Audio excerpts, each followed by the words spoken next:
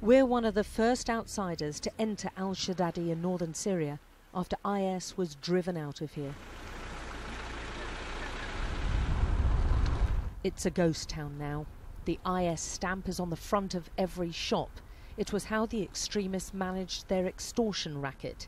Taxes, they called it. Airstrikes have flattened many of the key buildings.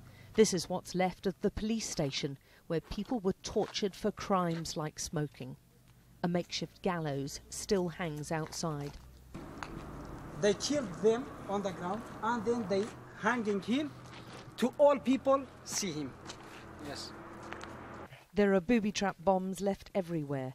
This is outside the old library. Another two at the entrance to what appeared to be a medical station treating the injured. And another device left outside a military factory. In row upon row of houses are the remnants of the IS fighters' lives, meals left in a hurry, belongings scattered, and a glimpse into the Islamic State. This is the Daesh fighters, the IS fighters' salary slip. He was paid $125 a month. He had to write military reports on all the places where he'd battled, and these come from Anbar province, from Hasaka here in northern Syria, and from Raqqa. He was obviously learning Arabic. This is part of his Arabic lessons, and a lot of personal information about himself.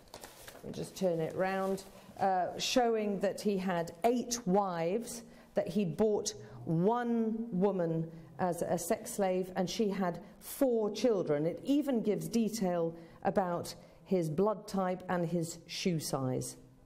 The Islamic State terrorised the residents here, imposing strict rules and forbidding women to go outside unless accompanied by a male relative. Here they had plenty of time to dig in for war. In the backyards of the fighters' homes we found bunkers, some fit to sleep in.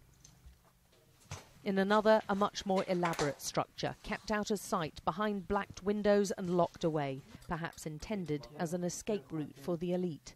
From the huge big shaft, then right round here and through, this was an incredible, elaborate system, and they were planning to basically tunnel their way out of here, if needs be.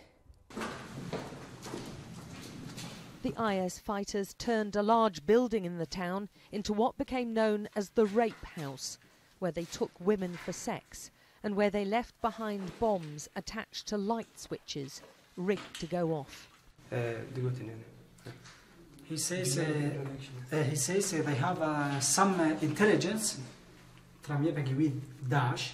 They tell him, they get some information that Daesh used this hotel to take a rest for fighters or to sleep with girls.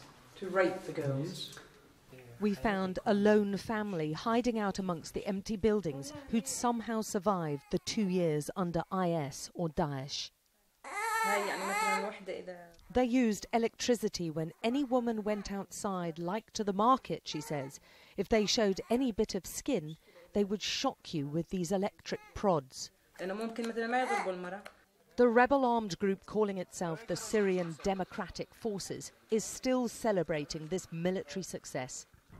Al-Shaddadi is strategically vital, the last major town before the IS headquarters in Raqqa, and rich in oil and gas. In the woods of the refinery, there's a large bombs cache, piles of homemade explosive devices packed into cooking pots and other household containers. There's a loaded suicide vest and artillery shells from Latakia, a stronghold of the Syrian President Bashar al-Assad. There are also rockets still in their casings. This will be used as proof that the Syrian leader is in league with the IS fighters and is funding and supplying them. The stash includes larger models, most likely intended to be used as roadside bombs. They're stacked up next to a pile of pressure plates. You join this plate to the fuse. They then bury the plate, and then when there's any pressure on it, the bomb will explode. Also recovered are archaeological treasures. These are believed to be between 6,000 and 8,000 years old and thought to be a valuable source of funding for the IS group on the black market. The terror group didn't seem to be short of military supplies. There were Iraqi uniforms and equipment still in their packaging. There were boxes of gas masks and decontamination powder for use in a chemical attack.